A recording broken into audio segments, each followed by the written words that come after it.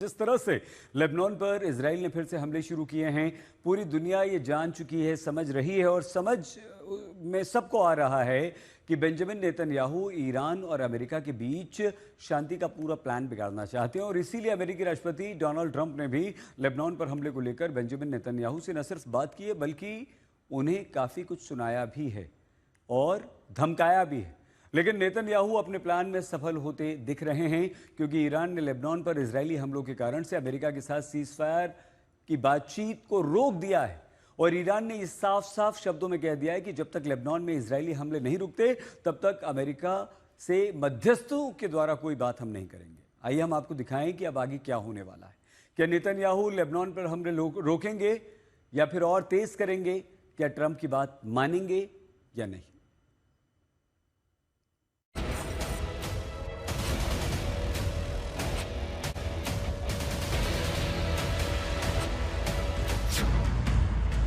Benjamin Netanyahu ने लगाया America Iran की डील में पलीता।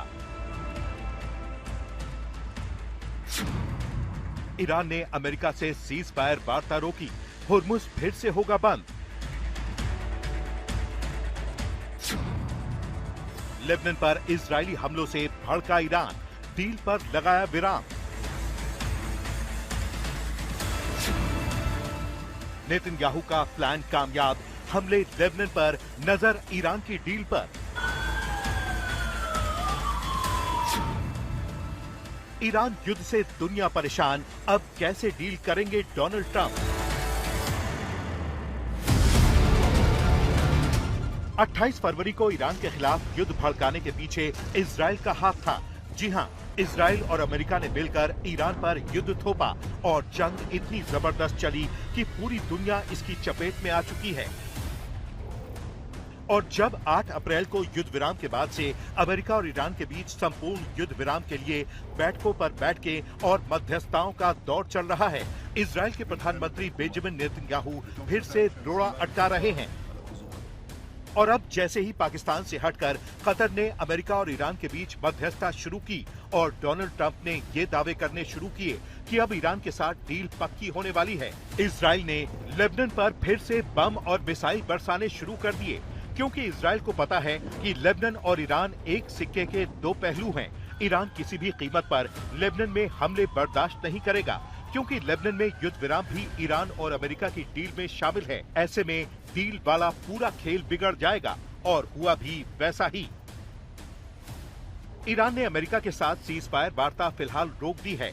ईरानी न्यूज एजेंसी तस्नीम के मुताबिक तेहरान ने कहा है कि जब तक लेबनान में इजरायली हमले नहीं रुकते तब तक मध्यस्थों के जरिए अमेरिका के साथ कोई बातचीत नहीं होगी। रिपोर्ट के अनुसार ईरान का कहना है कि लेबनान में शांति बनाए रखना सीज फायर की अहम शर्तों में शामिल था, लेकिन अब लेबनान समेत कई मोर्चों पर इस समझौते का उल्लंघन हो रहा है। ईरानी विदेश मंत्री अब्बास अराक्ची ने कहा है कि ईरान या लेबनान में किसी भी तरह के हमले हुए तो इसका कड़ा जवाब दिया जाएगा। अब्बास अराक्ची ने एक्स पर अपने पोस्ट में लिखा है कि ध्यान दीजिए, ईरान और अमेरिका के बीच हुआ संघर्ष विराम बिना किसी संदेह के सभी मोर्चों पर लागू है, जिसमें लेबनान भी शामिल है। किसी एक मोर्चे पर इसका उल्लंघन सभी मोर्चों पर संघर्ष विराम का उल्लंघन माना जाएगा। किसी भी प्रकार के उल्लंघन के परिणामों के लिए अमेरिका और इजराइल जिम्मेदार होंगे। ईरान ने गाजा और लेबनान में इजराइल की सैन्य कार्रवाई तुरंत रोकने और लेबनानी क्षेत्र से इजरायली सेना की पूरी वापसी की मांग की है। तेहरान का कहना है कि जब तक इन मुद्दों पर उसकी और उसके सहयोगियों की मांगे पूरी नहीं होती तब तक बातचीत दोबारा शुरू नहीं होगी। तस्नीम की रिपोर्ट में यह भी कहा गया है कि ईरान और उसके सहयोगी हुर्मुज स्ट्रेट पूरी तरह बंद करने और दूसरे मोर्चों को एक्टिव करने के ऑप्शन पर भी विचार कर रहे हैं। इसमें लाल सागर के दक्षिणी हिस्से में स्थित बाब अल मंदेब स्ट्रेट भी शामिल है। आपको बता दें कि लेबनान के स्वास्थ्य मंत्रालय के मुताबिक 2 मार्च को लड़ाई फिर शुरू होने के बाद से अब तक इजरायली हमलों में कम से कम 3433 लोगों की मौत हो चुकी है। मंत्रालय ने बताया कि इसी अवधि में 10,395 लोग घायल भी हुए हैं। घायलों में बड़ी संख्या में महिलाएं, बच्चे और आम नागरिक शामिल हैं। लेबनान में बढ़ते घमासान पर फ्रांस ने लेबनान में इजराइल की बढ़ती सैन्य कार्रवाई को लेकर संयुक्त राष्ट्र सुरक्षा परिषद की आपात बैठक बुलाने की मांग की है। ये मांग इजरायली सेना के ब्यूफोर्ट किले पर कब्जा करने के बाद की गई है। फ्रांस के विदेश मंत्री जान नोएल बारो ने कहा है कि फ्रांस इजराइल के आत्मरक्षा के अधिकार को मानता है, लेकिन लेबनान के भीतर लगातार सैन्य अभियान चलाना और वहां और अंदर तक कब्जा करना उचित नहीं है। मौजूदा हालात क्षेत्र में तनाव को और बढ़ा सकते हैं।